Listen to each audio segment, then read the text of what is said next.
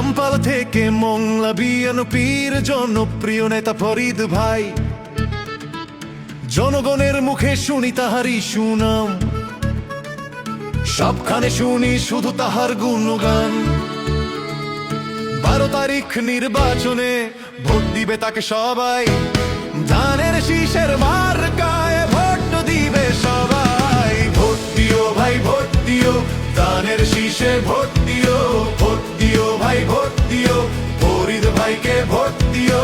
বাগেরহাট 3 আসনে ধানের শীষে ভোট দিও, মা চাচিদের বলে যাই ধানের শীষে ভোট চাই। ফরিদ ভাইয়ের মার্কা ধানের শীষ মার্কা।